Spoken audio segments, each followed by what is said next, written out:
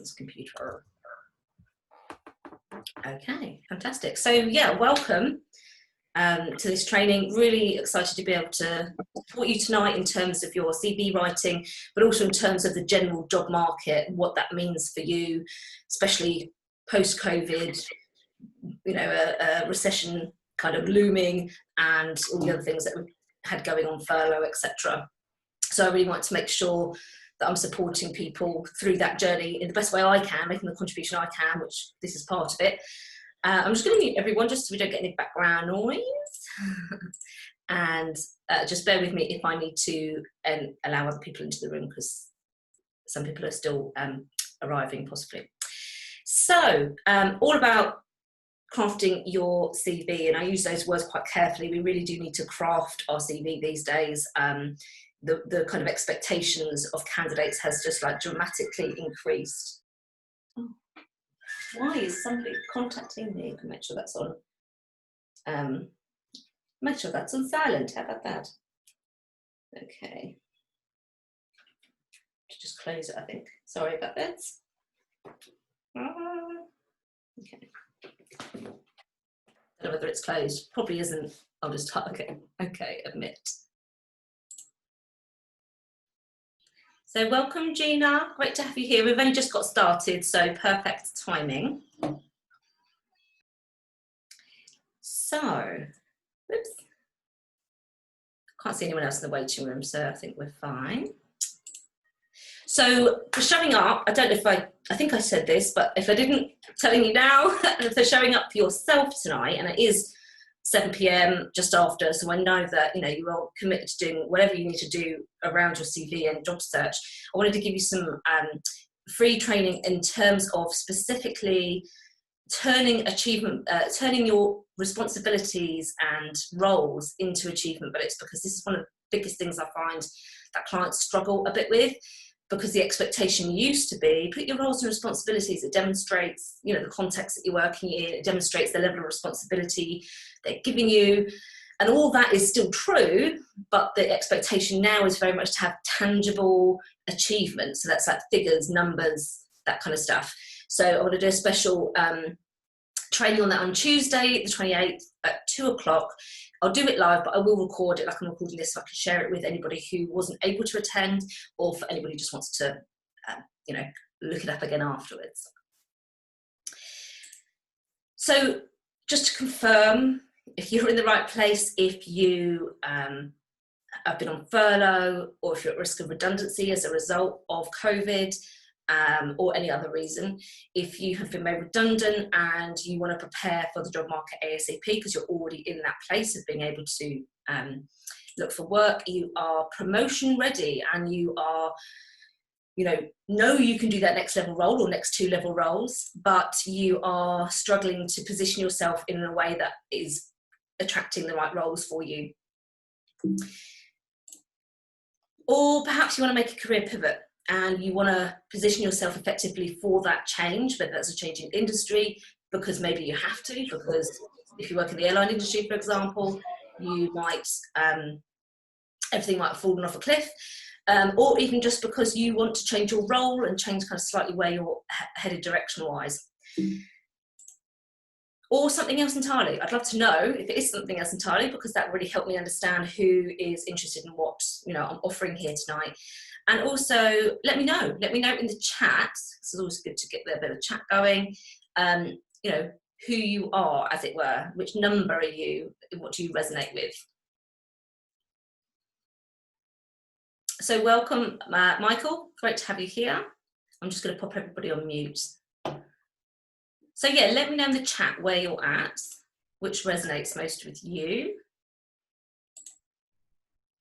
I'm just having a message from somebody saying they're struggling to get in. So number 3, yeah, number 2, a 2, yeah, no 4s, no 1s yet. I think there were some people who might be wait for the recording set for those, so that'd be quite interesting to see, but also looking to change career. Okay, great. So you're in the right place, basically, and I want to assure you of that.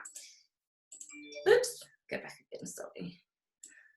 Hello, Michael.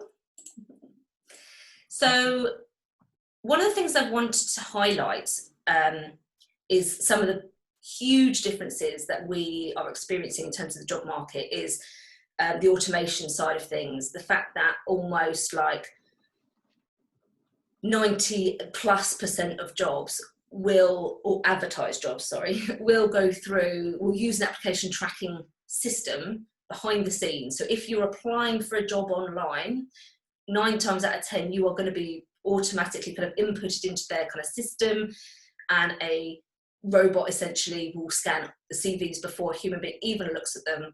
And that robot is being programmed, sometimes ineffectively, sometimes effectively, but it's programmed to screen out unless there's certain keywords. They're programmed to screen out if certain company names aren't on there. They're taught to screen out candidates where for whatever reason they don't think they've got the level of experience, all that kind of stuff. They can basically present the hiring person with like the top 10 most relevant candidates based on whatever's in the CV.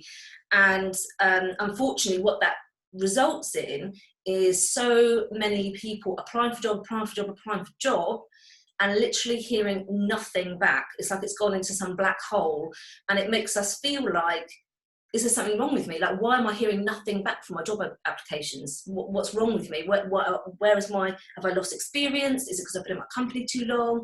All these questions start going in our heads, which makes us more anxious, which then can kind of create this snowball effect of not really landing that next role that you're capable of doing. So I'm here to say, first of all, that is one, it's not your fault. Like, I think the job market's got a bit crazy, quite frankly. And it really breaks my heart to see really talented people really questioning themselves, and actually, no one's telling us that this is what's going on behind the scenes. Also, I want to make sure that you know that you're in a place. If you haven't even touched your CV for years, if you've got a CV that hasn't got you any interviews yet, then of course that's the other reason for tweaking your CV, because ultimately it only has two purposes. It has two purposes: one, to get you interviews for the right kinds of jobs, and two, to act as a discussion document at interview. So quite frankly, if it's doing those two things, don't worry about it, because you could be tweaking your CV forever. But if it's not doing either of those two things, then yes, you absolutely need to pay attention to it. And one of the big things, of course, and that everybody finds it frustrating, but you have to tweak your CV every single time if you are going to apply for a job online. And there's a really good tool I want to share with you called jobscan.co. I'll put it in the chat. And this tool is so useful because it's not just scanning your CV and saying, oh, you have a CV that looks great. It's actually scanning the job ad against your CV so it can tell how relevant you look. And if you look anything less than 80% relevant, forget it. Don't even bother applying, because you are just wasting your time. It's just going to go in that black hole. But if you can tweak your CV in an authentic way that actually then demonstrates your suitability to 80% or plus, then you've got business. So for example, working with somebody recently, we tweaked the CV and it was showing 53% relevant, and that was with tweaking. So we went through it really, really fine-tuned, because in this program it tells you things like keywords, how many times they've used that in the advert, therefore how much emphasis you need to put it on your CV. It makes a difference, like stakeholder versus stakeholders. They literally, sometimes these robots cannot tell the difference unless you've got the exact right word, which I find ridiculous, but that's what it is. So we were able to get this candidate to 93% relevant for that particular role. So and completely authentically, he had the experience, he had the skills. It was just about putting it in the way that a computer would understand it. So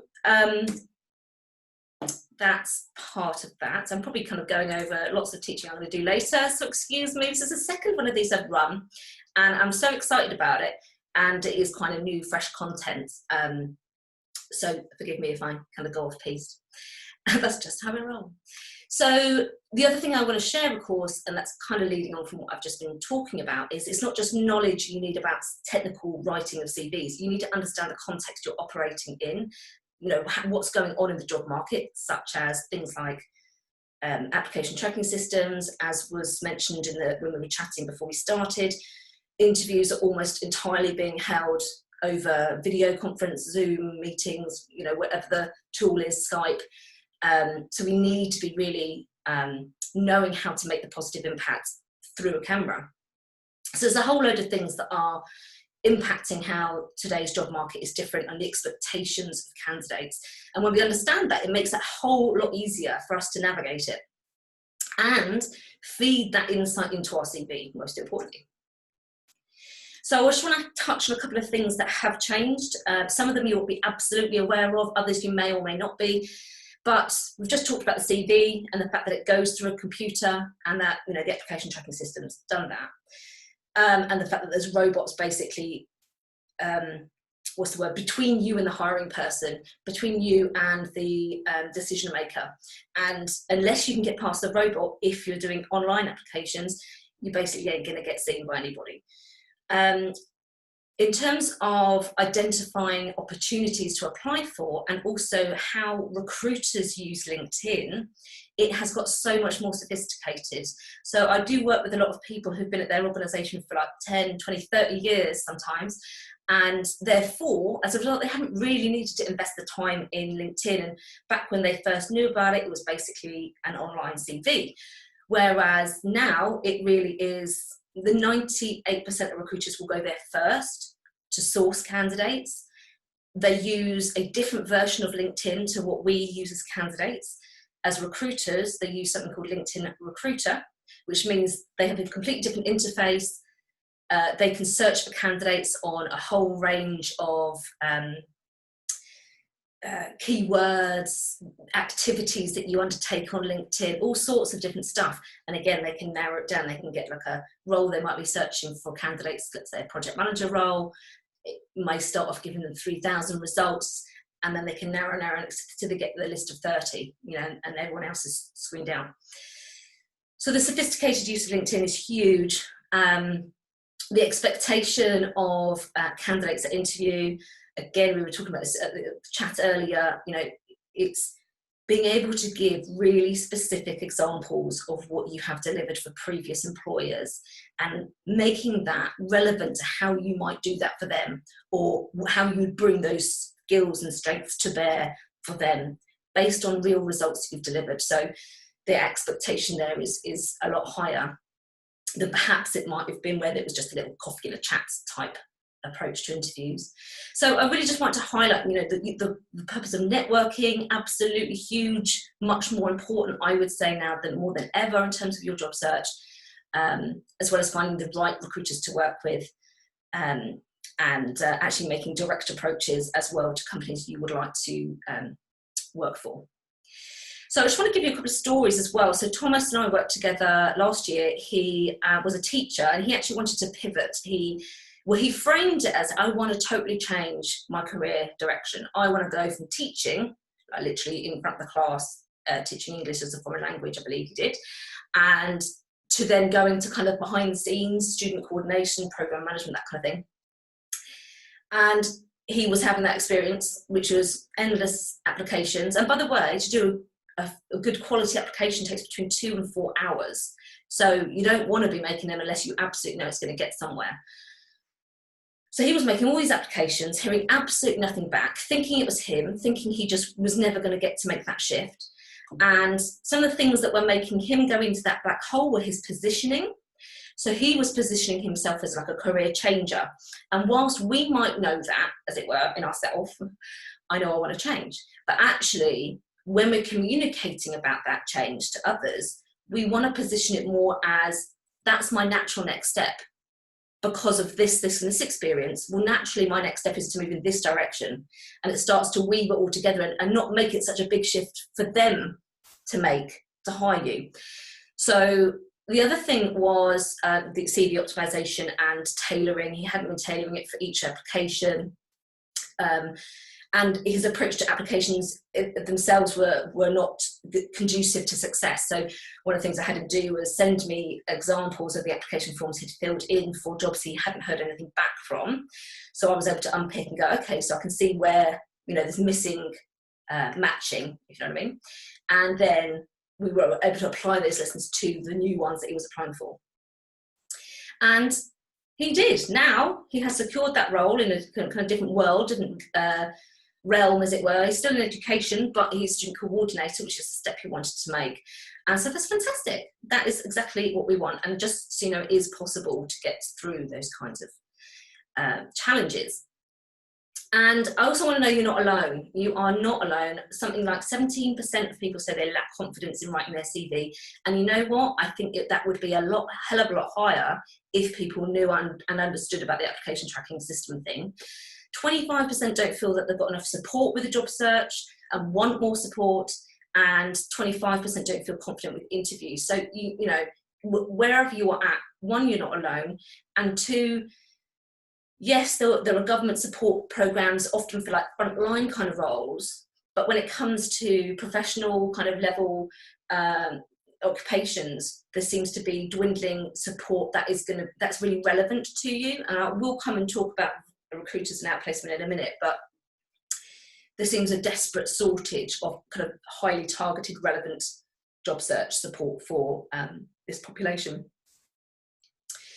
So a very quick one, why listen to me? I'm so grateful that you're here and that you, by your actions, are trusting me to teach you about CVs. But I just want to touch on, you know, I've been in and around this world of executive search, selection and education pretty much my whole career, from my second job onwards, I would say.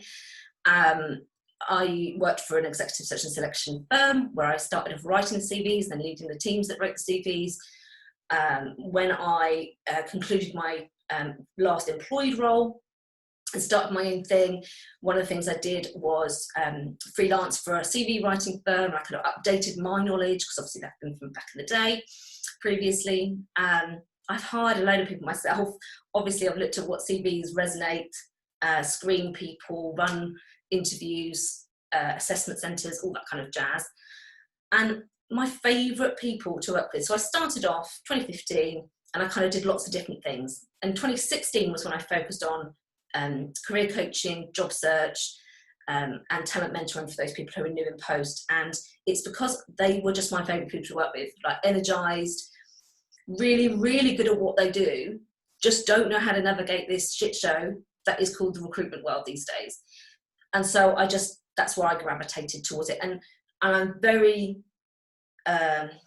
purposefully choose to either work with individuals or teams in transition. And I'll show you some examples later, but like the director of an area, for example, and their team.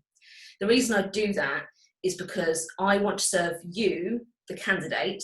I don't, you know, there's enough people serving the employers, recruitment companies and outplacement, for example, and that's not where I'm at. That's not what juices me up. That's not what, you know, I'm excited about. So I really am here on your side, accountable to you, and want to get you those results. So one of the first things I'll say is that CVs, 100% you want to do with, not have done for you. And there are several reasons for that. One is, if you don't learn the principles behind it, you're never going to be able to tweak it effectively or write another version for a specific job ad. And that's going to be a problem, basically. When a CV is co-created with a CV writing specialist, your voice still comes out. It still sounds like you. So when they screen interview you and when they interview face-to-face or via Zoom, it feels congruent. It doesn't feel like there's this strange gap between the CV that they looked at and thought, yeah, let's get this person in for an interview, and then suddenly the person sitting in front of them seems like nothing like the person that you were reading about. And you want to make sure that's in both directions. Like, you don't want to be coming across over, you know, super confident in your CV and like a timid mouse in real life, or vice versa. So having that authentic voice that you bring to the table with your experiences, your expertise is crucial. And then the other thing is, you know it inside out. I have come across people who have had a CV written for them clearly, and when I've probed them on various parts of the CV as an interviewer, they had no idea.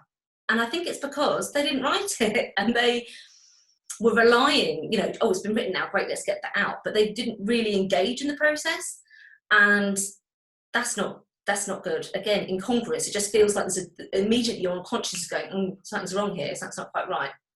So I 100% recommend getting your CV written with somebody, but not for you. So, and we're going to have questions in a minute. Sorry, I feel like I'm bleh, but yeah, there we go. So, in terms of a couple of home truths, really, about outplacement and about recruiters. Let me know in the chat if you can see that okay, or whether I need to make it bigger, because it looks really small for me, but it might be fine for you, I don't know. I'll just have a check in the chat. So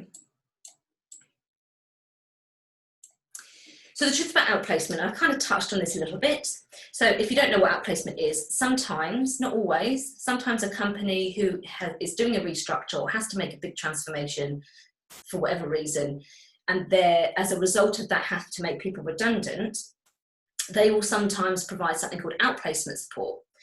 And the outplacement support is designed to help those people navigate their way into new employment. I even have freelanced in that realm myself, delivering the online live workshops, and then there's like a whole other part to the package where they've got like a phone line they can phone in, and a membership site with various recordings and that kind of stuff. The challenge I found with it is that the candidate isn't the customer, the employer is the customer. I was never aware of any measurement whatsoever about how many candidates or ex-employees actually secured another job, and if so, in what time frame, and if so, was it better terms and conditions, salary, etc. Because you're not the customer, they don't care. What they care about is HR being able to say, we've put this number of people through, this number of people have had a session on CVs, this number of people said it was lovely. That doesn't really matter. What matters is, are you getting interviews, are you getting offers? You know, that's actually what counts. Are you getting a new job? So you're the end user. You're like the product in a way, not product. Sorry, you're kind of like an end user, as in, yes, there is a care for the end user, of course. You know, like anybody creating anything cares about the end user, but they're not the one giving them the money. Let's just put it that way. And we've talked about the measures of success. They just don't measure what I would consider to be important things to measure for you and your perspective. The thing about recruiters is, again, you are not the customer. The employer is the customer. And I don't know if you're aware, but most recruiters work on something that's called on a contingency basis. So what that means is that they see not a single penny until they have placed the successful candidates. And in addition to that, it's not normally an exclusive relationship. So they're normally in competition with other recruitment consultancies, the HR team and the recruitment team of the company, the hiring manager themselves, the decision maker, headhunting, tapping up their network. So they've got all this competition.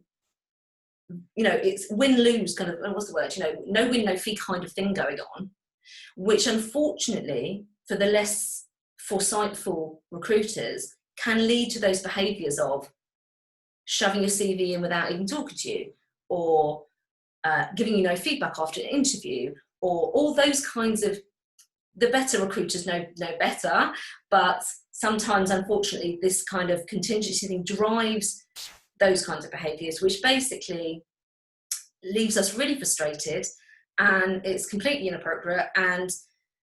But I can kind of understand it. I kind of feel for them, because actually they're getting quite a raw deal. I think if, at the very least there should be exclusivity, if not retainers. Retainer tends to happen when you're like super senior, like 150k plus, and a headhunter is hired specifically for that assignment, searching for that particular person. Everyone, even if they do find people through their network, they would put them through that headhunter. Now you can get headhunted for roles from 30k up to 150k, but it may not be on retainer. So it's always worth asking your recruiter on what basis they are operating with this particular assignment. You're the product that they're selling. It's not, you know, you're not the customer, you're the product. Yes, you've got to be well prepped. Yes, they want you to represent them well, but fundamentally, you're not their main stakeholder. And I've talked about the way they get paid. It makes for a poor candidate experience. And quite frankly, the way I'm hearing about, well, when I talk to clients about their challenges, I'm horrified at the candidate experience. I actually would love to create a candidate strike, like one day on there's like I think it's like the 14th of January or something. It's like the busiest day ever for candidates making applications to jobs. And I would love for there just to be tumbleweed silence just for one day, just so they actually kind of recognise, because the sophistication is there. As I was saying about the application tracking system, the systems can do whatever they program them to do. They could conceivably tell us, oh, you weren't successful for this reason, or you need to have a little bit more of that on your CV or whatever. But they don't, because they're obviously afraid of HR and employment policies and all this kind of rubbish. But that is the way it is.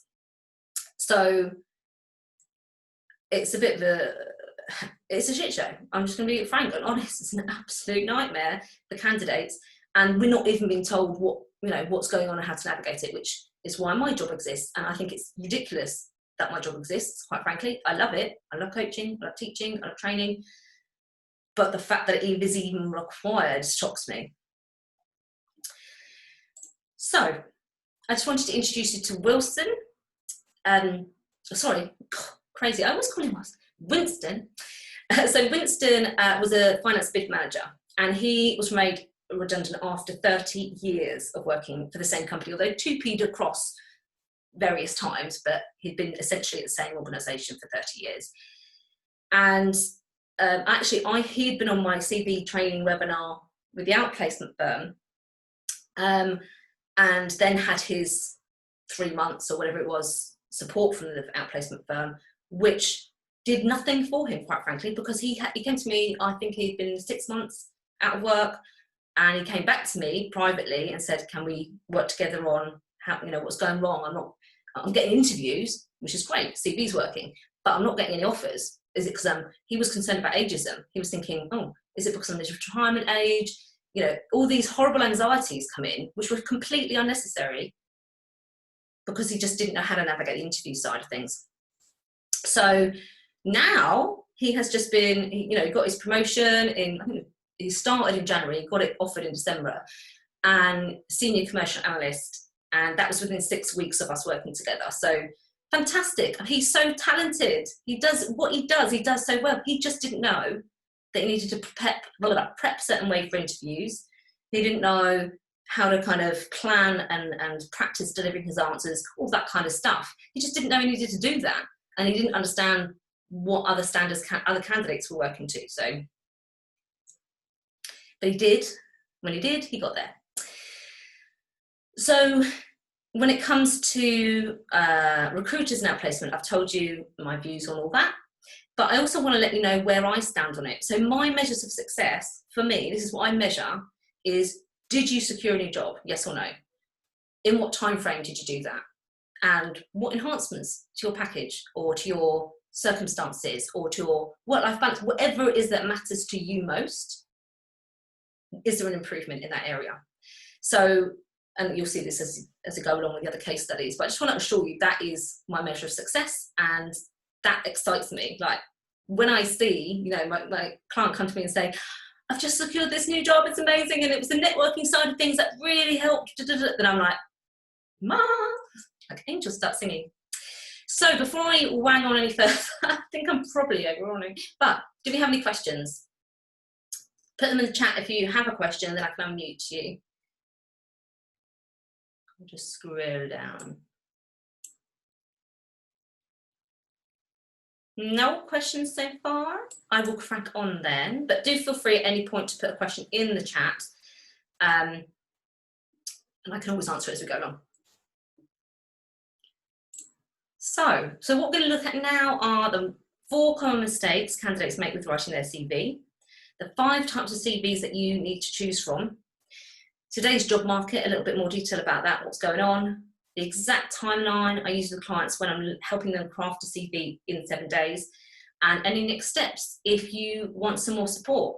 If you feel that actually you'd like to work together, fantastic. If you don't, that's okay too. I would still encourage you to listen actually to that part, just so you know and you're aware, and if there's somebody that you come across who is interested in that kind of thing, then you can pass them the details.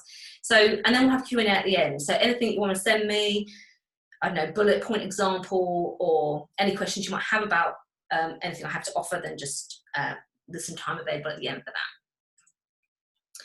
So everything I'm about to share with you comes from the Secure That Next Career Move series. And in that series, there's get job market ready, get appointed to your new role, and then be successful in your new role. There's a reason why I say secure your next career move, not just land a new job. I want you to actually land in it and navigate these stakeholders well, you know, really get embedded and make sure that you are, through that kind of like little stressful bit at the beginning, supported so that you absolutely nail it and secure it. So I've worked with lots of groups before. This is a team I worked with that were at risk of redundancy. The organisation, I mean, can you believe this, right? So the organisation, Mark, he had previously been at a company that had been acquired and he was made redundant, and it was not a pleasant experience. And then he moved to a company. 5 years later, that same company that made him redundant in a very unpleasant way acquired the company he now worked at, and he had, you know, established some. He was award-winning team. He ran, you know, really top of his game, and he knew, he was like, well, I know I don't want to work for them, but I do know I want to get my redundancy payout. I want to be able to get my dividends, my shares, my bonus, but I do not want to work for them.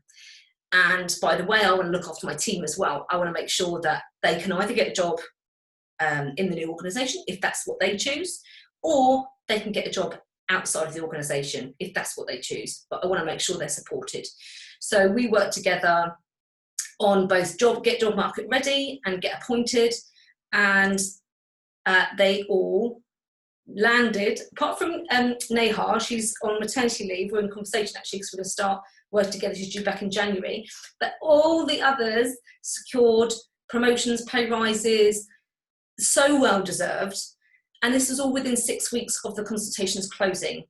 And a lot of people in that organisation were not as fortunate. They hadn't done the prep. They hadn't kind of done all that work ahead of time to make sure they were absolutely ready to be, you know, get in the market and get there, and then have the support through the interview processes, etc.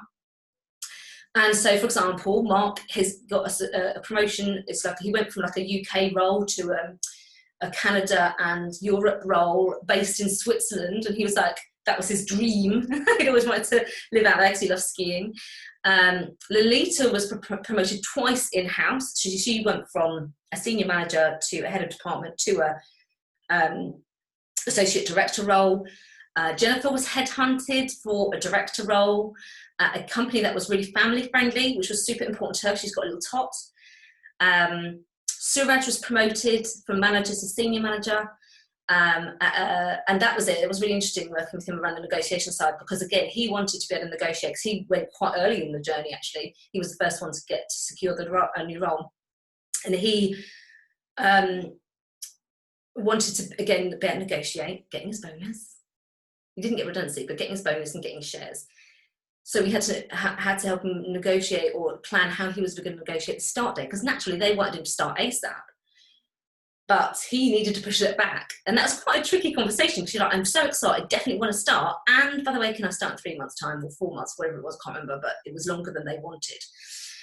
So, but it can be done. That's what I'm here to say. Andrew, he lived in Scotland, and he was absolutely crapping himself, quite frankly, thinking he was going to have to like have a massive long commute, stay away during the week. He's got kids, he's got a wife, he's got family, he wants to be around. He found a role through networking that was 100% remote working business model.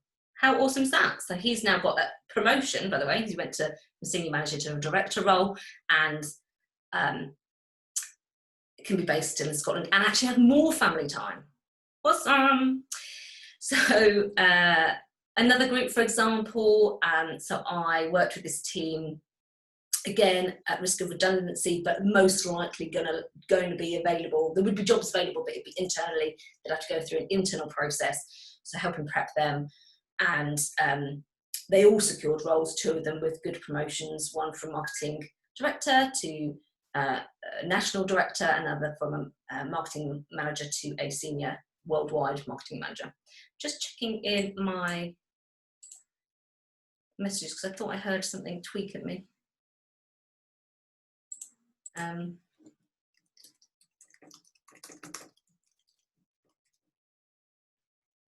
just somebody said they might join a little bit late, so they've just got back or something. So, so what specific journey do people go through to enable them to secure those promotions, pay rises, pivots, etc.? So the first thing is about crafting that compelling CV. We're going to go into a bit more detail about that in a minute. Then there's up-leveling your use of LinkedIn. So it's not just about having a profile, as I was saying earlier, it's about how recruiters use it. So what I teach is how recruiters use it, and then reverse engineer that. So, okay, so how do I need to use it? Specific, what do I need to do day to day? Creating your career move campaign. So this is really where we look at what are the best strategies for you based on your goal. So let's say your goal is to make a shift.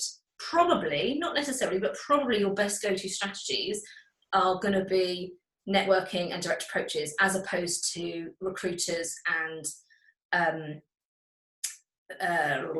applying for online jobs. Because if you apply for online jobs, unless you really can demonstrate examples from similar situations, you're unlikely to be able to get through with the keyword things.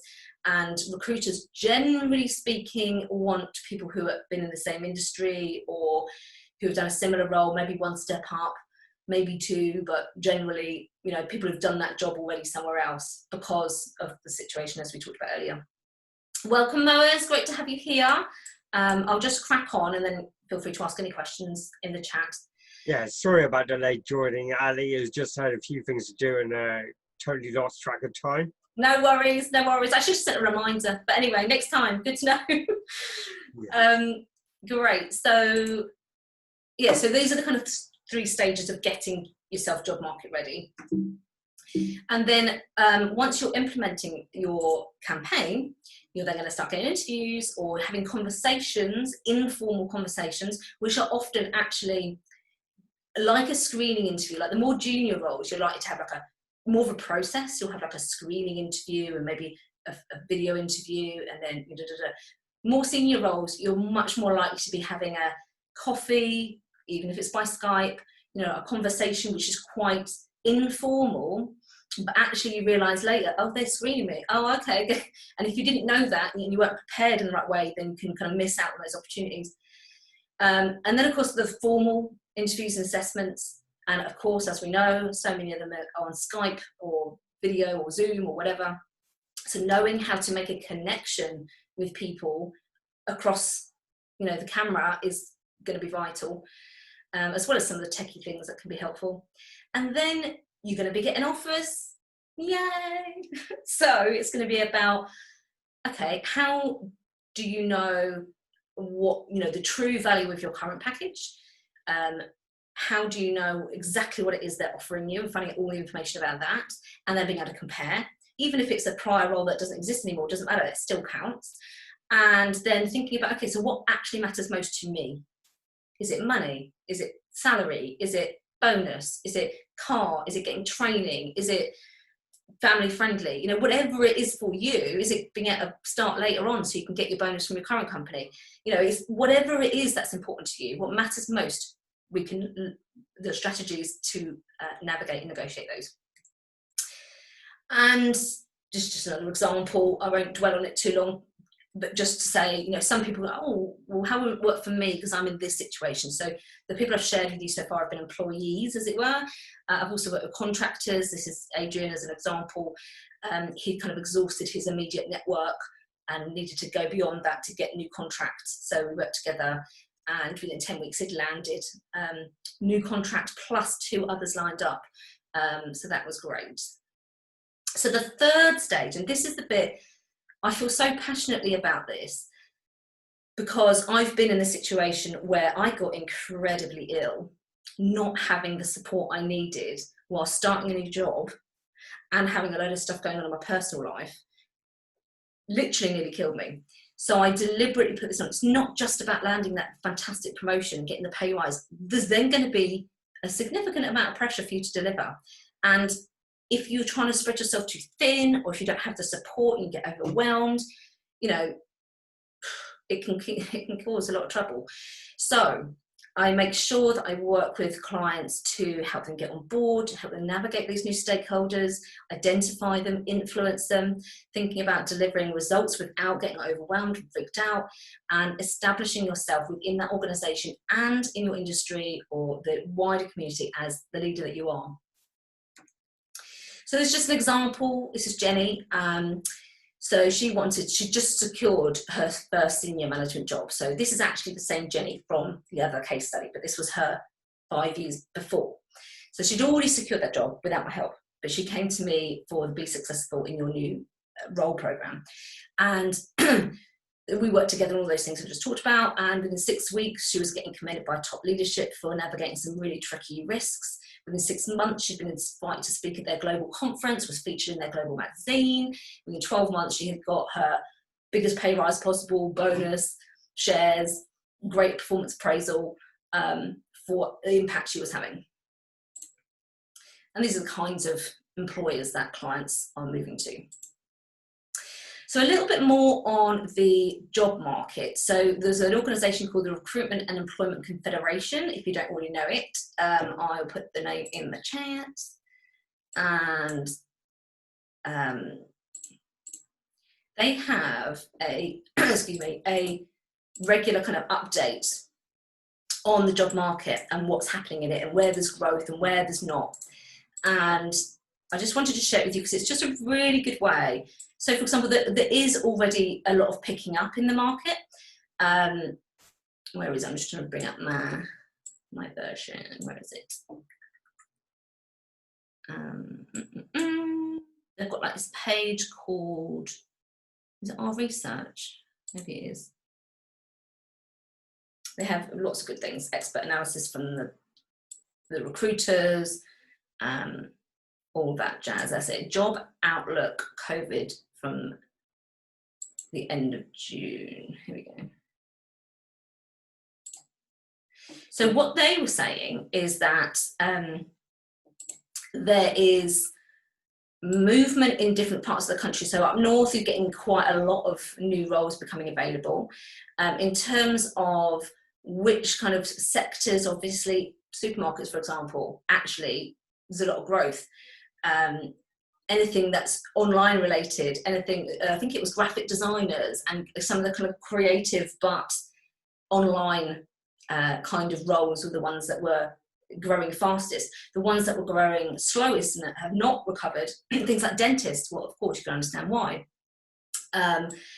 So, yeah, there's a whole kind of range of different activities. Sorry, I'm going mad. I'm trying to find this blooming link. Here we go. So the total growth has been, I'm pasting this in the chat for you. So job growth of over 1 million. This is 17th of July, sorry, not June. The northwest of England is showing a pronounced recovery. IT professionals, graphic designers, and LGV drivers, don't you know, are in demand. But demand is falling for teachers, for dentists, and fitness instructors, understandably, because, of course, they are like super close up most of the time. And then you've got the job postings, and then it goes into detail about specific areas. So Mid-Lancashire up 37% in terms of the number of jobs posted. So it's really worth looking at that link, you know, when you get a mo. But I just wanted to reassure you that even in post-COVID, post-furlough and pre or mid-recession, there are always opportunities. The one thing I will say, you only need one job. So even if it is tough out there, you can get one job.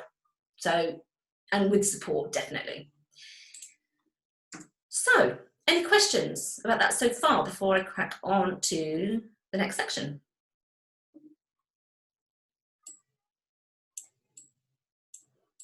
And you can always put your questions in the chat at any time. If you want to ask a question, just let me know in the chat and I will unmute you. Thanks for the links. You are welcome. Hopefully that will prove interesting research. So, are more employers looking at home-based roles? Yes, I think really interesting. So my other half runs a charity and they are already looking at reducing significantly the size, the square footage of the office, save a lot of money, people can work from home, the space for people to work in an office, maybe 4 to 7 at a time, really socially distanced. So I think absolutely there are opportunities. Let me unmute you actually, because then I can find out a bit more. It's Rich, isn't it? You are marketing, is that right? Unmute. Let's just see. Hello, Rich. Hello. Just remind me of the kind of roles that you're looking for, because I think that makes a difference. I've worked in regulation for like the last 10 years, so something in regulation would be good. Yeah. So the reason I'm asking is I've got a job interview for next week, and it's a company that I sort of dismissed as, well, it would be a good company to work for, but they're based in Manchester. I'm based in Birmingham. That's a bit much of a commute, but they're now saying home-based. So I was just wondering if that's a trend across a lot of employers saying, well, we can save money, we can perhaps look for a wider group of people who to employ, increase the sort of skills that we can get on board. I just wondered if that was wider than my... Yeah, absolutely. I mean, not just because of COVID. I would say COVID has really sped it up, but there are even job boards now specifically for remote roles. So if people wanted that, there was already quite a few specific job boards because it was becoming so much more available.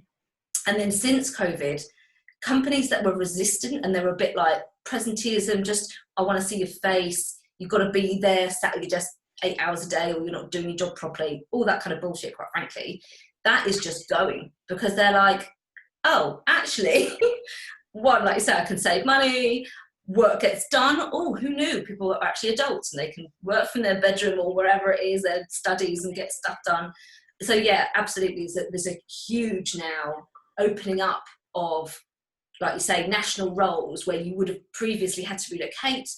I mean, who was it? It was my half as well, saying one of his team has moved to Yorkshire and we were in like St Albans, so it's like complete. And he said, he even admitted himself, he said, you know what, if they'd asked me 6 months ago if they could still do their role but live in Yorkshire, I probably would have been not sure about that. And he said, and it's fine, so he's doing a great job. So yeah, I think it's a fascinating and really welcome trend. But definitely. Yeah, so thank you for that observation, because I think, yeah, and fingers crossed for your interview, because that is, yeah, if that's a company that you would love to work for and it was just the location that was holding you back, that's super exciting. Yep, fingers crossed, we'll see. When is your interview? It's next week? Yeah, Thursday next week, yeah. Thursday. Cool. Well, I wish you all the best for that. Thank you. Somebody's asking, thanks for the links, you're very welcome. Oh yeah, somebody saying to me about, there's an example of, well, I think this is probably a bit tongue-in-cheek, but there was a civil servant who asked to move to France. I don't think they got, I'm going to ask you whether they actually did, because I don't think they did, because I think it's to do with, like, they were working with the government. But the fact that they were able to ask and have a conversation, amazing. Work-wise, I would prefer a split of work from home and office space, yes, as it's good to interact with others as well, safely, of course, yes. Really good point, Moez. I'm going to just open you up, if you don't mind, for a little chat about that, because you're not the only one. I was chatting to somebody the other day who works in the commercial law kind of world, which of course is the commercial property law, which of course is going down significantly. And of course they're all on, being invited to work from home and everything, and maybe at risk. And he's like, I don't want to, I thrive in the office. I don't want to work in this virtual world, So yeah, where are you at with that? You're kind of in the middle? Kind of in the middle, because yeah, you need that interaction, human interaction, as we all do, because you want to know what's going on within the team. But virtually is good because you can almost multitask at home without almost being micromanaged constantly in an office. Yeah, So there's so much power in just being able to shove the washing on at lunchtime. Yeah. Get on with your work, and then it just makes life so much easier and better organised, I think, doesn't it? And it's almost good in a way because cost, especially I live in London, well, out of London, commuting into London costs a fortune. So a lot of money will be saved in travelling.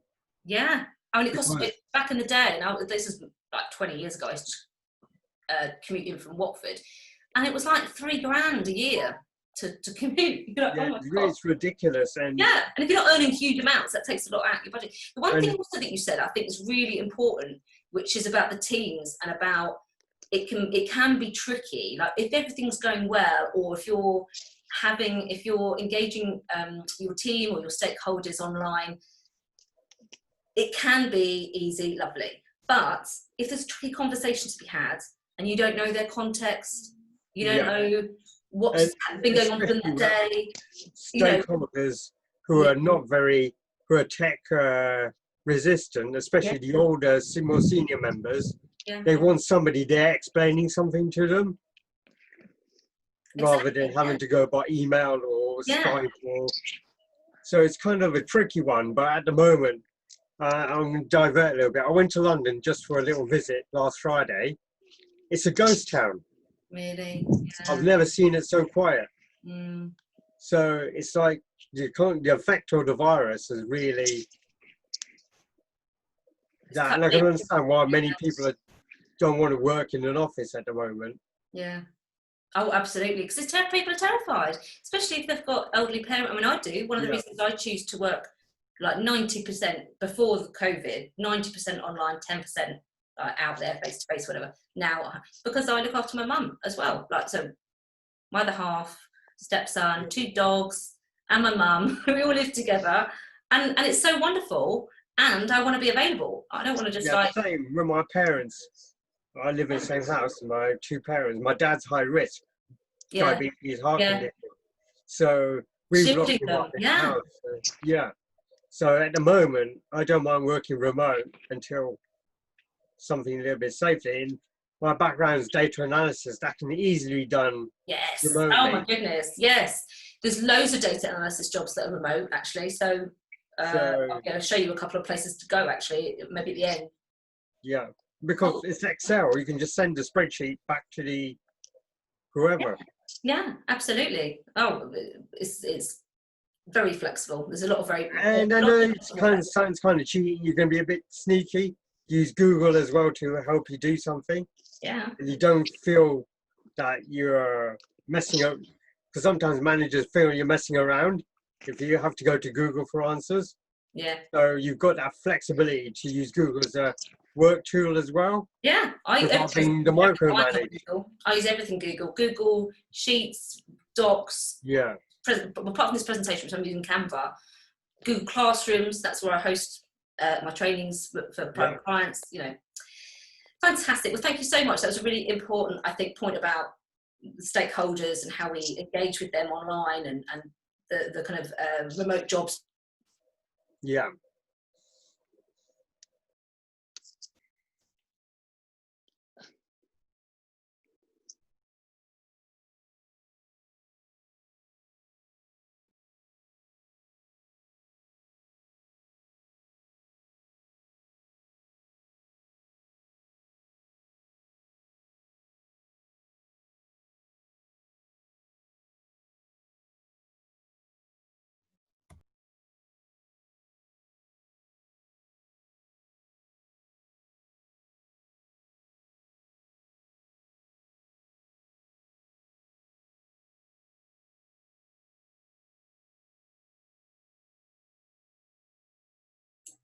Sorry, I muted myself. Apologies. So I was just rabbiting on there about somebody just put in the comments that they've had to learn new skills about being on video all the time. It's a bit weird, miss the pickup conversations. And I was just saying, yeah, those conversations that you have at the water cooler and just opportunistic conversations that turn into, you know, gold dust, we're not able to have them, those kind of unplanned things. And that can be a real frustration. We have to find new ways of creating opportunity, I guess. And I think one of the ways you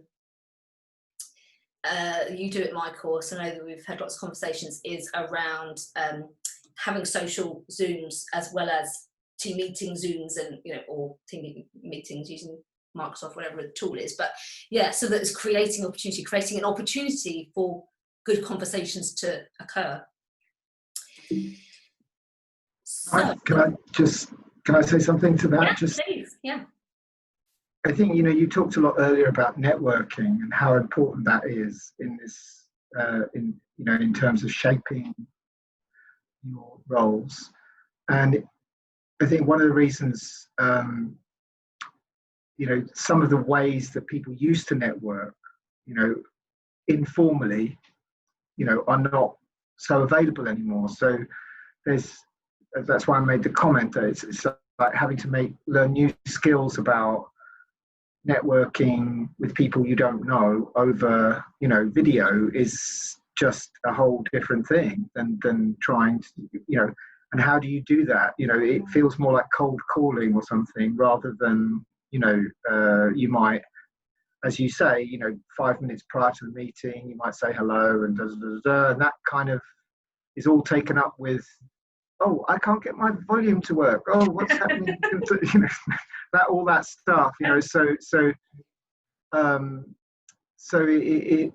it does involve a new, which I haven't developed particularly well, but I'm aware that it is going to involve a whole new set of things. On the plus side, I waste so much less time driving around, you know, crowded roads and spending hours and hours, you know, just non-productive work. So anyway, just saying that in the new world order, that ability to build your network online, you know, is going to be, or you know, video wise, is going to be really important, and something I hope you do a presentation about future.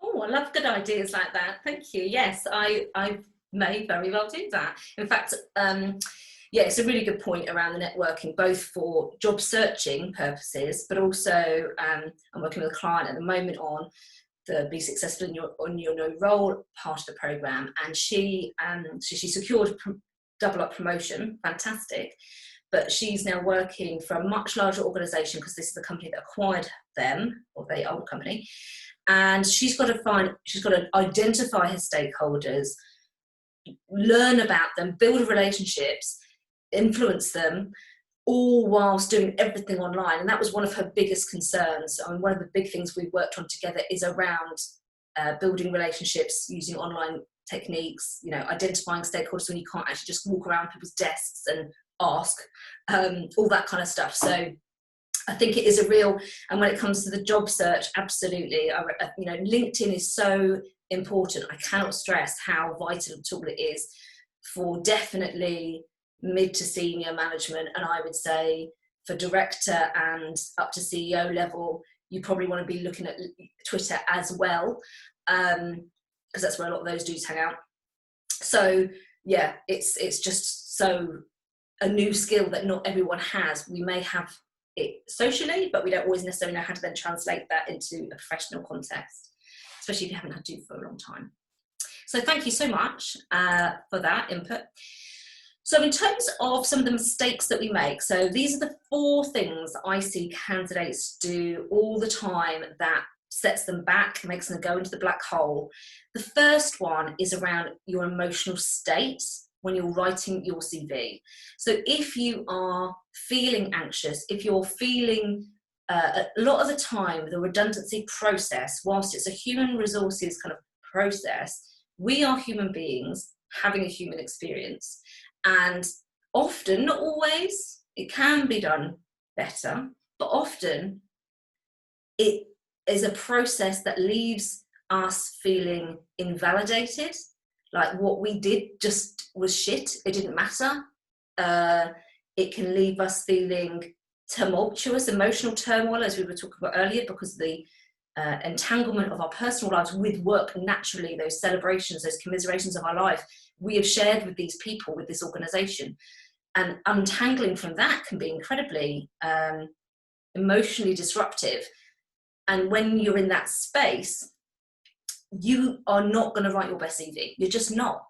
I mean, after a negative experience I had work-wise, it took me 5 years to be able to articulate one bullet that was probably my biggest contribution to that organisation, which was about helping them avoid a risk that they were trying to take, that had they done it, could have cost them millions, possibly more, in kind of fines, and in reputational damage, and because they were not taking account certain other things. And I felt like I was banging my head against a brick wall, and then I finally managed to get them to listen, and I finally managed to deliver an alternative that was viable and would not leave us in the poop. And by the time I delivered it, I was so exhausted and ill, I was out, you know.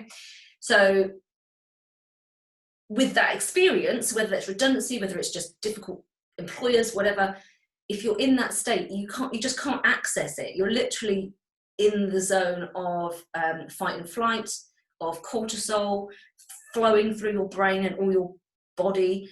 And when that is happening, you don't have access to the creative side of your brain, the hippocampus. You don't have access to the relaxation hormones, you know, that will enable you to write a compelling, powerful CV that is not like, oh, aren't I amazing? It is just a matter of fact. This is what I delivered. Bang, bang, bang, bang. And they're like, oh my gosh, we've got to get this person in. So it's like a no-brainer. Get me in for an interview now. So that's number one, really getting yourself into a good emotional state. And just to give you an idea, there's lots of different strategies I use with clients, but just to give you an idea, I want just now, just for a few seconds, just remember an achievement at work you're really proud of, and really connect in with that sense of pride and sense of accomplishment and sense of contribution and sense of being appreciated, and really connect in with that, noticing where you feel it in your body, noticing what images come to mind, notice what you're saying to yourself or what you hear other people saying to you, and just really connect in. That's the place that you want to be writing your CV from, because that is going to enable you to articulate powerfully. The second mistake I see people make with CVs is using the core CV, what I call the core CV. So you'll have one long CV, I'll show you in a minute, core CV with everything on it you could possibly need ever. And then you create the relevant CV for that particular application from it, which should only be 2 pages, maximum 3. If you're super senior, maybe that might be appropriate. But people just fire off, just whack-a-mole kind of thing, like, you know, with the CVs, getting them out there to applications, because they don't understand this whole situation. We talked about the application tracking systems and the robots and blah, blah, blah, blah. They hear nothing back, they feel shit. But actually, had they used a different kind of CV or tailored their CV, tweaked it much more, finely, they potentially would have got through. The other thing is about using the wrong type of CV for the situation. And again, I'm going to come to that in more detail in a minute, but because I'm going to talk to you about the 5 different types of CV. But essentially, if you're working with a recruiter or if you are applying for jobs online, pretty much you're going to want a timeline CV, you know, the chronological, If you are networking, if you are making direct approaches, you actually don't want your CV. You want your CV right at the back end of the process, because it's in networking and direct approaches that you can bypass the recruitment process completely, or that you can significantly shorten it, where the opportunities come for jobs being created for you. What you want there are case studies that you can then, and research that you've done in the organisation, so you kind of know what's a hot topic, what's important for them. You've got the right case study that you know you've delivered previously. You just have conversations. And then, yes, at the end, you might chuck your CV in.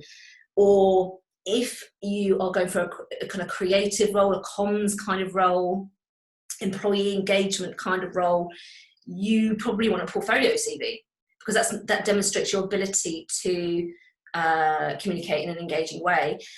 But again, only if you're dealing with the decision maker or networking to that decision maker, because application tracking systems can't read them because they're shite.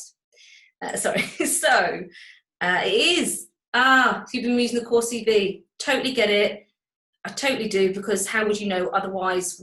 Back in the day, we used to just have to write one CV and send it out, and somebody would give us a call and get a job. But it just isn't like that anymore. Same here, I've had to tweak it as well, but adding bits from the specific job spec. Yeah, thought job boards did not give a decent one to tweak it. Yeah, sorry, though job boards did not give. Yeah, you're right. Sorry, I'm just trying to work out what you said there. So basically, if they don't give you enough insight in the job ad, yeah, you're right. You could be absolutely left blind. I was made of the ATS recently. Cool. And I tailored CV to each application. Yes. Portfolio CV is a great idea. Cool. Awesome. Thank you, Henrietta. So just to give you an example of a specific person. So Nikki was a content editor. She had just been rejected for internal promotion, and it had really screwed her up. I mean, literally, we spent a lot of time untangling that before she started getting job market ready. But she did, because she was able to move through it. She was so ready for promotion. This woman is freaking amazing. And she's a content specialist. So she was so fun to work for, because her unique voice that she brings through in her content that she delivers for the charity she worked for, she was able to apply that once she knew what she needed to do. So we worked on her CV, we worked on her LinkedIn, we worked on her application. So there was an application for there was two roles. One was more senior than the other. And my encouragement, and it does take bravery, but my encouragement is, if you are going to apply for a job online with an advertised job, yes, so use JobScan, that'll help. But also find who you think would be the hiring manager, really easy on LinkedIn. Contact them and say, I'm considering applying for this job. I just wanted a quick 5-minute chat. I've just got a quick question. Would you mind? 9 times out of 10, they say, of course, yeah, 5 minutes, no worries, give us a shout. This gives you the opportunity to understand more about the job, get some inside info that you can include in your application. It gives you, they're then, as was in this case, again, 9 times out of 10 with my clients, it will turn out that they're actually encouraging them to apply for the job. And therefore, they're looking out for their CV and their application. It doesn't get lost in that black hole, because they're expecting it, they're asking for it. And so she asked her question, because of course you want to find a question that's authentic. Her question was, I see there's 2 roles. I'm kind of not sure which one I should go for. Do you have a view based on who I am? And the person said, I think you should apply for both. You could do both really well. Potentially apply for both and let me know. So we tailored 2 very different applications, bringing out completely different case studies, completely different examples, to make sure they were absolutely relevant at the right pitch, at the right level for each role. And she actually got one interview for the whole thing, and then they offered her the senior role. So, and this was coming from somebody who was just a bit broken, quite frankly, by the internal experiences that she'd had at a previous employer. So it's so important to get into that right state. 2, it's so important to get those applications tailored, and 3, phone them, speak to somebody first, makes such a difference. Cover letter, yes, there is a benefit to them, and sometimes they're still expected as part of an application process. You might want to do it more as you might be doing this anyway, but kind of cover email as opposed to a separate document, because otherwise I might not read it. More likely to read it is in the body of the email. But yeah, really good point. I do short bespoke covering letters and emails. Yes, awesome.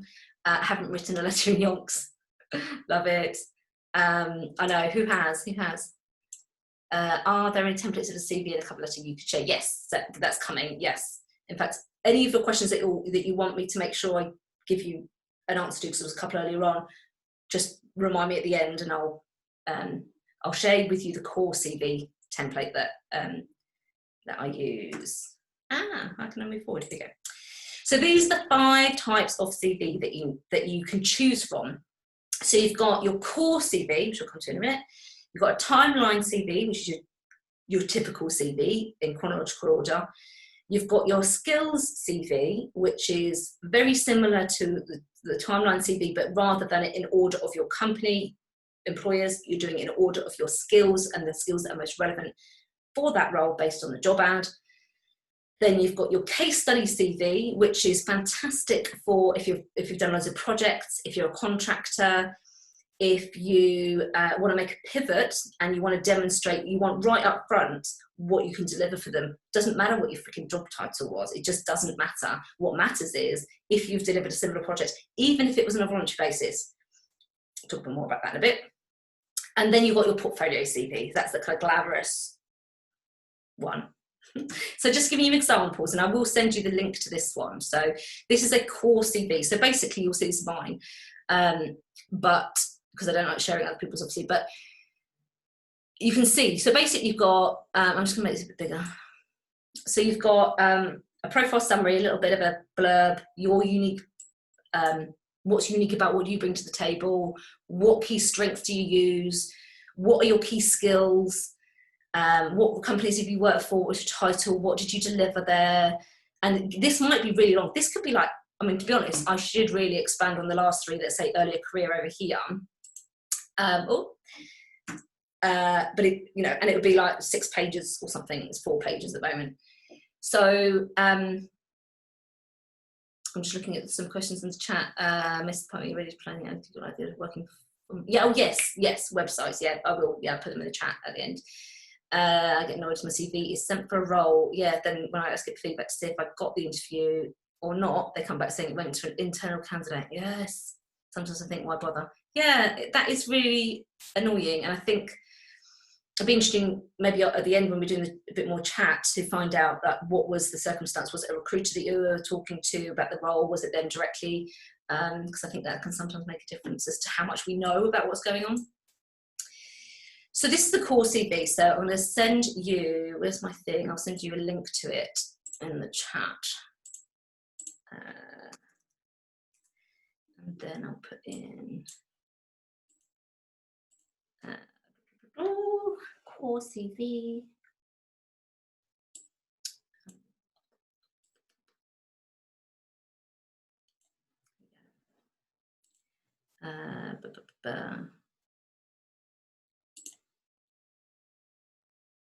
Sorry, just getting the link. Apologies for the delay, callers.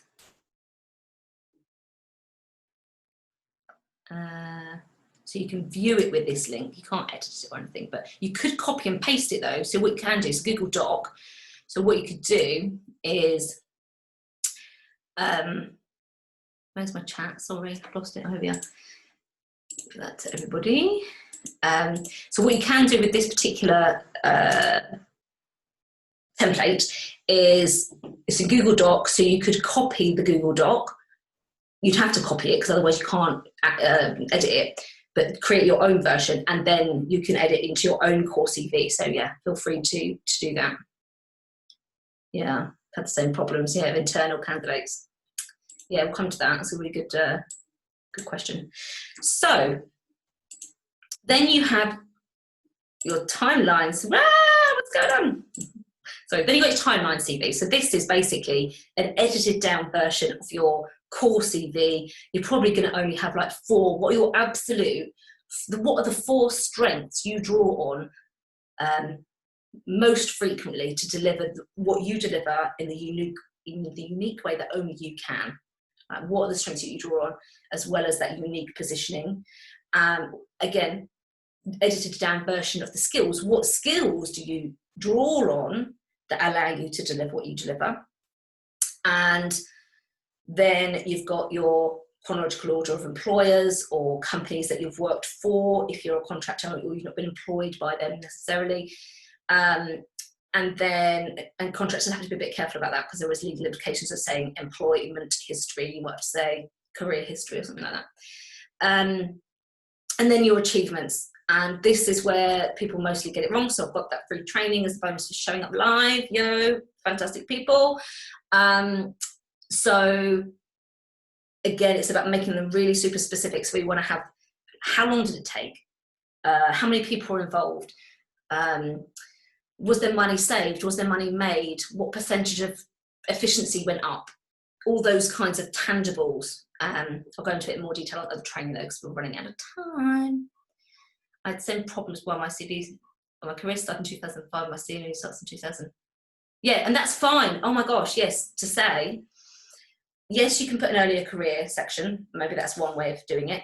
But the other thing is, you know what, if it's back in 2005, so that's 15 years ago, you know what, probably only the last 10 years are going to be really that relevant. So you can just take it off. You don't even need to include anything beyond 10 years unless it's in your interest to do so. And it might be in your interest because the company name, or like we said about the way they can search, it might be in your interest. But if it isn't, then you can just not include anything after 2010 if you choose. And then you've got your skills CV. So that's very, very similar, but you've just got your earlier career section where you're putting, not earlier career, sorry. Oh, I'm going mad. No, I am not. So you put your career history, it's like a little summary. I might have pasted the wrong bit in, but anyway. Here we go. So what am I doing? I don't think that is my best skills CV. I've pasted the wrong thing in, I'm afraid. I think. Let's have a look. Yeah, because that's the timeline CV. And that's still a timeline CV. Okay, fine. Got that wrong. Okay, this is a case study CV. So going back, skills CV, what you would do, you wouldn't have the company name here. You would say business development, bullet, bullet, bullet, bullet, all your achievements that you've delivered within the business development skill. Employee engagement, bullet, bullet, bullet, these things delivered. And it doesn't matter what company they're from, they're all in just by the skill. And then you would have just a little summary that says career history, and then boom, boom, boom, these are the companies I used to work at, what years, etc. Then your case study CV. So your case study CV, again, you've got a career chronology, you've got your training education, you've got maybe some example LinkedIn recommendations from your LinkedIn profile that you will have acquired because you're going to be using LinkedIn effectively.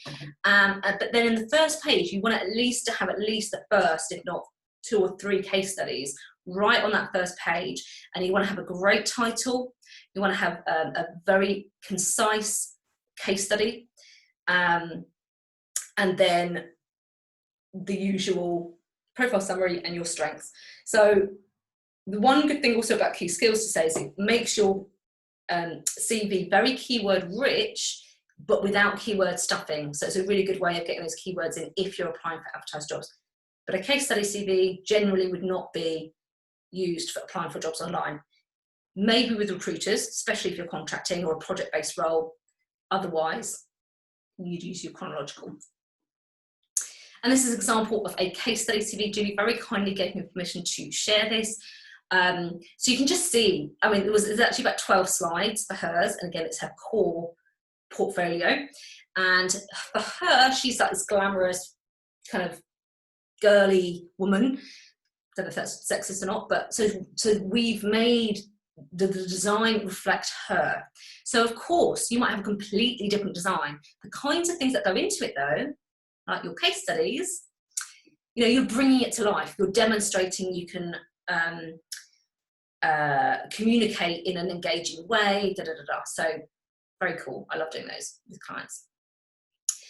So any questions before we move on to the next bit? I'm conscious of time. Is everyone all right for time? Okay, no questions. Awesome. Well, we'll have I'll wait on at the end, and I'm happy to talk about any of the things. So this is about getting that CV nailed within a week. So this is how I do it with clients. And you could do this DIY. You could do this buddy up with somebody. You could do this and have somebody who you know is just really bloody good at CV writing, whatever.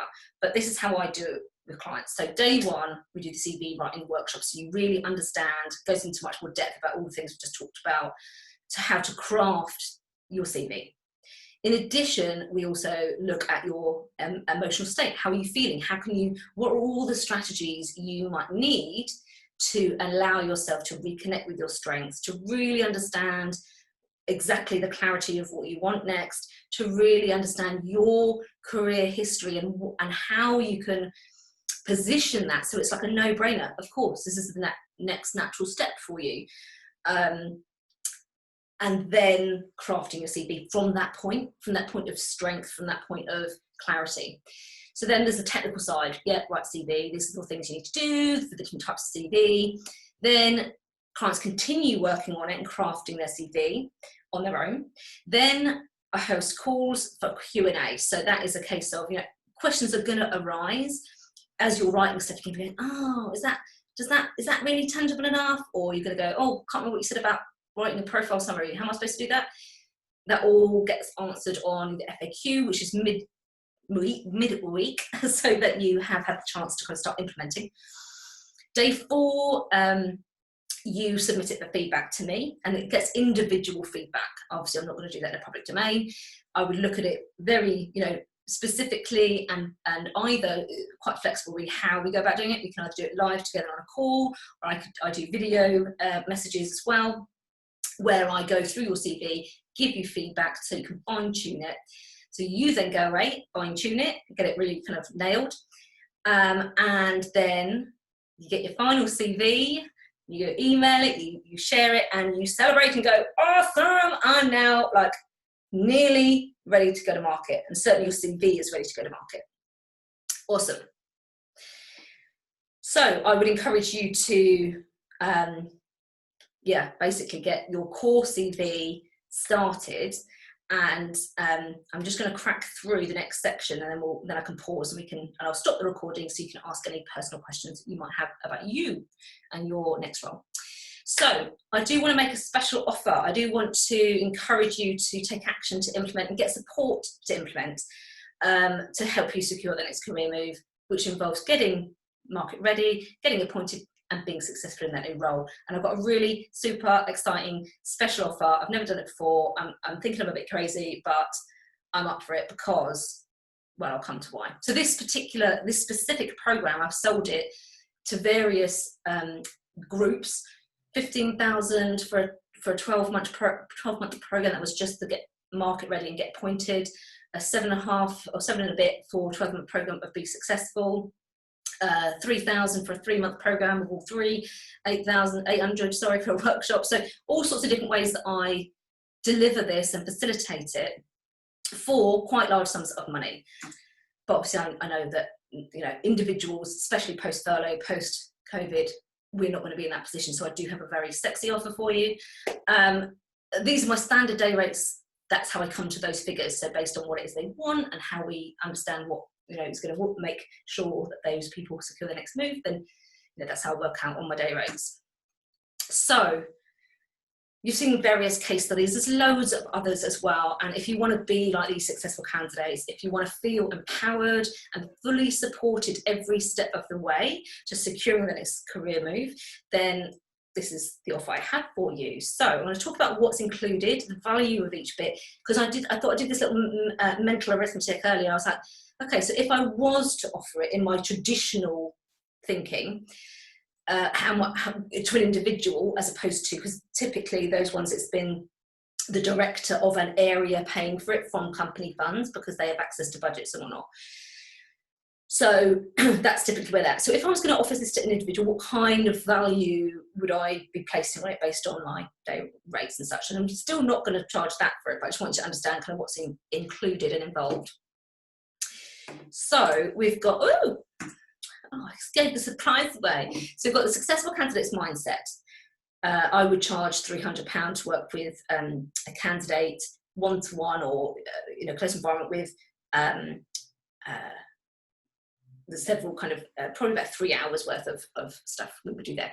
Craft a compelling CV. I know for a fact, because I used to work for a CV writing company, that they will charge at least 250 quid for your CV. So that's kind of where I've gone with that. Same with the up-leveling of LinkedIn. In fact, and all they do for that 250, by the way, is actually write your profile. They don't even tell you how to actually use it and how to show up in recruiter searches and all that kind of jazz that I will share with you. Create your case studies. This is so powerful. You need to have case studies, right? Because it's not just about applications or having a case study CV, because you can, by the way, use case studies for cover letters, for generating informal meetings. You can use them when you're networking. You can use them to answer interview questions. You can use them, all on your LinkedIn, all over the shop. So 100% you need to have case studies. And they're, I'll be working with you to help you if you choose to join me to do those. Designing your career move campaign, making it specific to you in your next career goal, and then implementing that campaign, having the support as you are going, having informal meetings, as you're networking, as you're trying to navigate this crazy video only world. That is what I'm here to help you with. And I would value that at about 500. So, about 1,850 for that part of the program. Then, of course, you've got your interview mindset. How do successful candidates think and behave, and what do they do before an interview to nail it? Answering and asking questions at interview, preparing for them, being ready for them, practicing them, all that jazz. Other assessments, delivering presentations, psychometrics, assessment centres, all that. Cover all of that after the interview. What to do after the interview to remain memorable, to remain top of mind, and to have that positive, lasting impact that they contact you as a successful candidate. And then thinking about, okay, so how do I evaluate and negotiate that offer? And once you've nailed that, based on what's most important to you, whatever that may be, then you are implementing a few things to make sure that you're super ready to, nail it on day one. So there's a few things you can do before you start your new role. That's valued at around 1,450. Then finally, you have the be successful in your new role. I love this part of the program because it's just so, I feel, very unique and no one else is offering it. Your first 100 days, energy management, which is just so crucial. And I know from completely fucking this up and giving myself chronic fatigue for years, about energy management and how we can do things differently. Stakeholder strategies for peak influence, even in an online world. Then thinking about your leadership in that new business landscape and how you're going to rise and have people recognize you as the leader that you are. Raising your profile at your new employer with your stakeholders and whoever else you need to be influencing, but also raising your profile in your industry so that you are seen as the industry's thought leader in your arena. And that value is about 1,650. I kind of made it up basically. So what am I actually going? So just to pose this question, what would it mean for you to secure that next career move? What would it mean if you could secure it 3 months earlier than you might otherwise if you try and do it on your own? What would it be like if you had a 5-figure pay rise? I'm not guaranteeing it, but I would say the majority of those people on that slide had 5-figure pay rises along with their promotions. What that mean for you if you had a 5-figure pay rise over the next 3 years? The reason I say 3 years is because that's the average tenure somebody stays in one job. They may move within the same company, but generally speaking, it's an average. So what would that mean for you?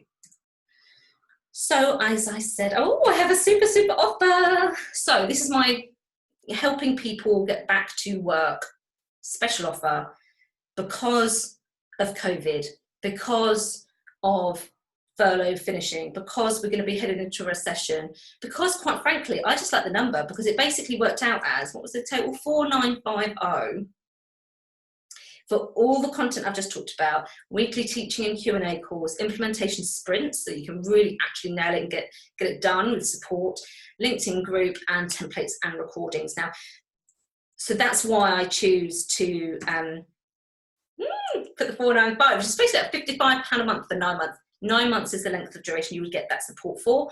Why am I doing this? So from my own perspective, so yes, I want to contribute. Yes, this is something that I can do to help people. Yes, I want to be working with more individuals And I'm also transitioning this program into Google Classrooms and in this kind of group format. So I've done it in groups before, but this would be my beta individual people's group, if that makes sense.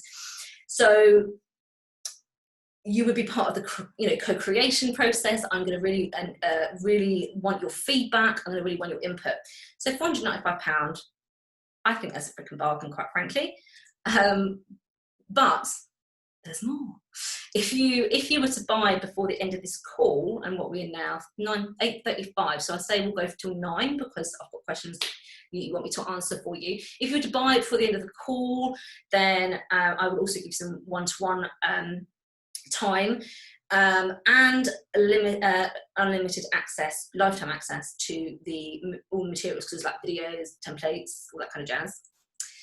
And then for the first 5 people, and I don't even know how many, because it depends, there was about 20 people signed up, but I think, no, 11 people signed up with this particular one, but anyway, works. For the first 5 people, this will be till the end of the week, this offer is available. So you've got a chance to think it over. Take care. And also the first 5 people get walkie-talkie access to me, so for that 9 months. So basically there's an app called Voxer where you can basically, take care. I know people are having to run off because I'm going past the time slightly. So once you've purchased it, this is what you get basically. You get access. This is how to join. So there's a link there. I'll put it in the chat. And then you will just put it in there.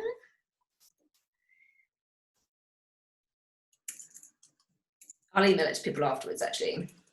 So you go there, you pay your money, and then you'll get access to the 3 classrooms on Google Classrooms, as I'm now creating it, and very easy to use, very interactive, lots of access you'll be able to have to me and pick my brains. And also there is all the content, the videos, the templates, the ability to send me stuff to look at, and I can send it back with comments, all that kind of stuff.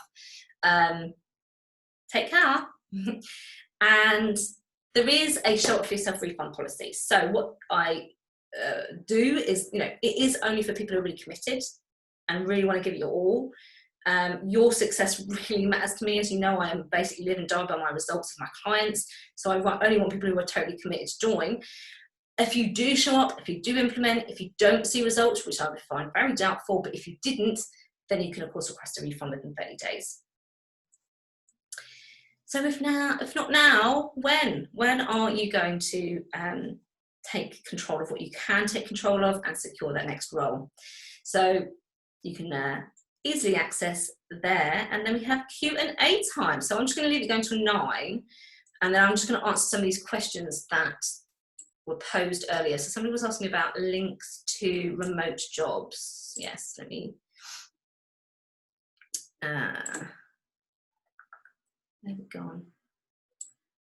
Here we go. So there's a job board called. I'm just going to find it to make sure. I'll put it in the chat. So you've got full-time ones. This one's more like for women specifically. So this is like full-time remote work. There's the chat. Got 2 new messages. Oh. Gina, yes, please. Thanks so much. Really interesting. Yeah, great. So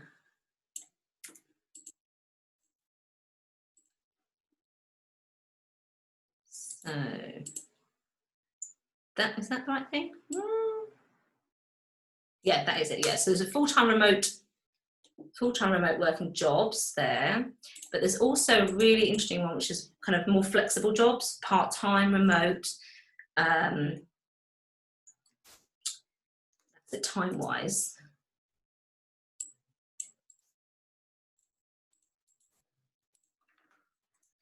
And for Moaz, I think he's gone. I'll put it in anyway, because there is Amazon. There's Amazon do some really interesting roles that are remote or part remote. Oh, it's a really weird, obscure link.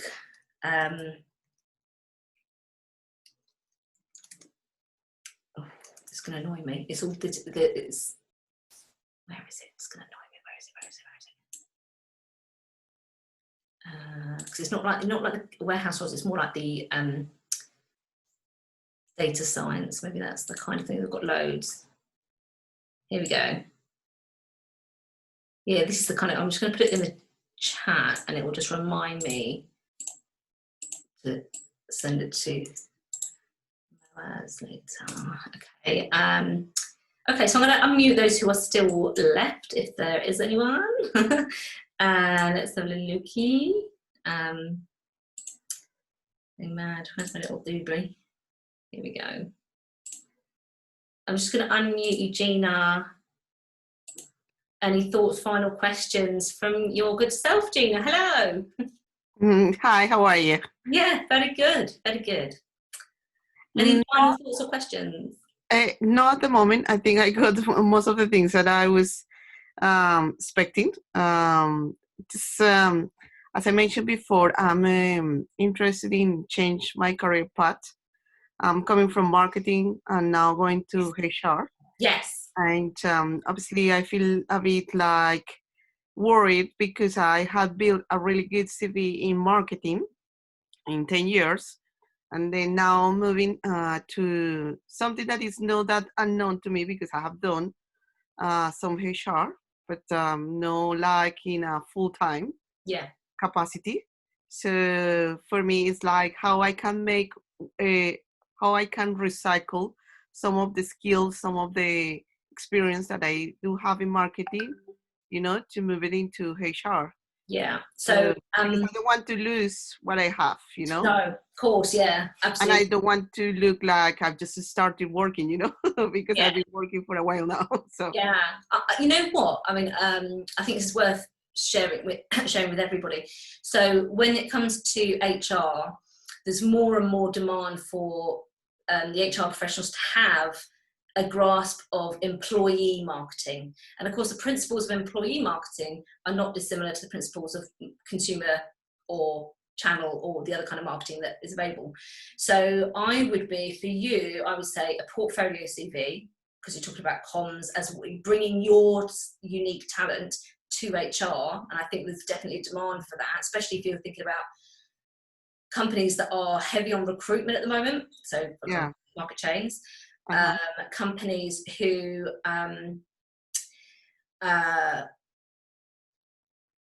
where their employer brand needs to be, maintained, perfectly, and the employee or candidate experience needs to be, dealt with effectively.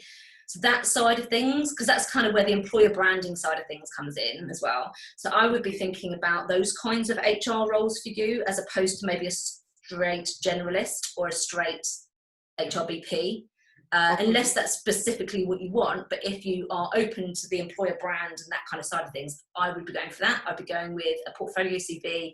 You could be using all your current case studies, but then I would just encourage you to put the twist in the end and inspire them as to how you would use that skill and deliverables within the context of an employee base. All right. Okay. Yeah, that's really good. Thanks. Good advice. No worries at all. Such a pleasure to have you here. Hopefully, you never know, I may see you on the other side in one of the groups. And if not, until then, wishing you all the best. And we will stay in touch in the group, because I had created the LinkedIn group. So I'll stay around there and just say hello to people if they have any questions. And Henrietta, hello. Hi, thank you, Ali. That was really, really useful, to be honest. There's loads of useful material. So I've put a few questions in the chat. Similar to Gina, I mean, I've come from marketing, and in terms of changing the career, it will be more in terms of industry. So I've come from automotive background, so pretty much 13 years, that's all I know. And I'm definitely, I'd like to have change in different industry. I don't know what, but it's something that if the job description sounds right, then obviously product management and what it may be, and general marketing. That's what I'm keen to do. Have you got any tips in that if you are preparing to change the roles within the industry then? Yes, yeah, I think it's a really good point. And again, I think it's really helpful for others as well, that I would be thinking about, number one, and the same for Gina actually, I wouldn't be using recruitment consultants necessarily, and I certainly wouldn't be applying for jobs online. You are going to be wanting to network or make direct approaches to get this next role. Same applies for you. But the difference, I would say, because you are using the same skill but in a different market potentially, or for a different kind of product. So I would be thinking, okay, so what's a tangential product to a car? So for example, I mean, I'm just literally pulling out my bum, but like Glyn products, the cleaning products, or I would be looking at everybody who's in your supply chain, in your customer chain, and thinking, okay, so what's their organization? How what I've done in terms of marketing the product or merchandising or whatever it is that you do, how will my skills in that could add value to them? How can I make that link for them? How can I make it like, oh, it's a no-brainer? Well, this is an actual next step, because we obviously know that automotive is in a challenging time, and therefore, but these skills are going to be so useful for this other market. Does that make sense? Yeah. So good luck. I hope to see you on the other side at some point, but if not, stay in touch on the LinkedIn group, and I really look forward to continue to answer quick questions and being available for you, basically. So just quick question as well before you go. The LinkedIn group, have you got a specific group running with the workshop and whatever you're posting, or because I've connected with you as a personal, but have you got I'll anything else? You if I haven't already. Let me get to LinkedIn. I don't remember seeing that, but so because I was just going to say, anything else you may be sharing, any like recordings, is that just purely through the group, I'm guessing, or any follow-up? Yes. So so for this group, so I've got a group for the Masterclass. So anyone who's attended the Masterclass has, I will invite, if I haven't already, to the group called Successful Candidates Masterclass LinkedIn community. So I'm going to be hanging around there, answering quick questions, that kind of thing. Obviously, the more in-depth training and all those other things that we just talked about, they will only be available for the private client group. But I still want to be available for people and do what I can. So for those people who want to join the program, then we'll have a whole different set of, we'll be in Google Classrooms, we'll be on Zoom, we'll be, all that jazz. But I still want to make sure I'm available for those who want to DIY it and just want a couple of quick questions. I mean, it's definitely a massive, great value. As you say, I'm really tempted, but being in my situation at the minute, and I've also got a commitment coming up in a couple of weeks' time that I've actually committed to do a bit of farming, well, not farming as such, but fruit picking, because I just, for 2 months or so. So for the next couple of months or so, I'm going to be a little bit very limited with kind of my availability. So I might be running, I probably will, it might be at a different price point, but I will probably be doing this again in like October and probably in January next year. I will do like several kind of tranches, or if you want, cohorts per year. So do feel free to come back whenever you're ready. The only thing I can't guarantee is that the price won't change. It might not change, but it might change. I'll just have to see how it goes. I appreciate that totally. I'm kind of thinking, I don't want to miss the boat. I don't want to, because it's still, in the end of the day, outgoing at the minute for me, and not having any income coming in. It's just a bit tough.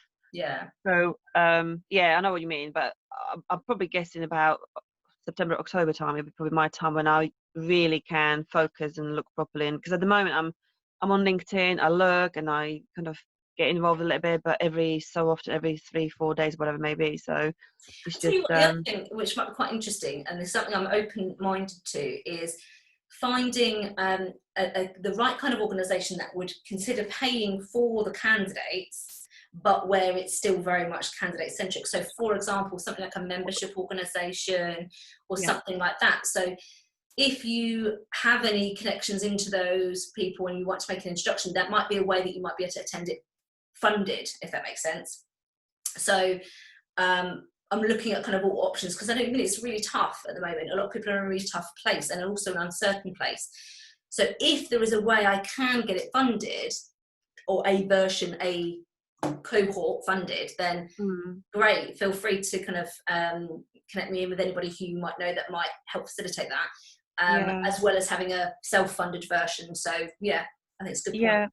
To be honest, I mean, I know I've got a few friends that were in the same situation and are still looking. They've struggled for the last 2 or 3 months. They've applied for like 60 jobs, and I've not been as active because I've been doing other bits and bobs and trying to have a bit of time out. But there are a few kind of former colleagues that are in a similar situation now. They're still struggling to find work. So, I mean, they're doing loads of different seminars and things like that. But yeah, they're getting ready. They're preparing themselves for the next move, and for they're having interviews and stuff, but they're just not getting anywhere really. So it's just so if somebody's getting interviews but not offers, then they might only need the get appointed part of it, if that makes sense, and maybe they'll be successful.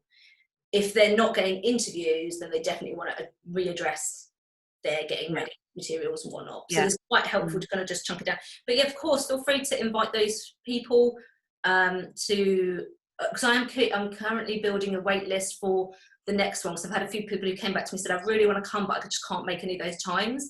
So I said, well, if there's enough demand, I'll do another one or another 2 or however many are needed. So if there was anybody who you think would like to do it, put them in touch, and then I can just put them on the wait list, and then when I decide to put the next couple on, I'll let them know. Okay, thank you, lovely. That was really useful. I'm really glad that I've got introduced to you and connected with you as well. So I've requested to join the group, so I'll watch out for anything new. But yeah, if I'm not too active, it's because I'm not going to be around tomorrow. Farming. I'm excited to learn more about that though. Post in the group what you've been getting up to. Well, this is what I'm making. I'm making masks at the minute, like everybody else. So cool. It's just that's my kind of night shift for tonight, probably. Oh, bless you. Well, enjoy. Stay connected in the group. Feel free to introduce anyone else that you know who think might find this valuable, and we'll stay in touch. Thank you very much. Really appreciate it. So, well, thank you. Bye. Take care. Bye. Bye. Bye. How do I turn it off? I don't know. Thank you, Barrels. I'll stop recording.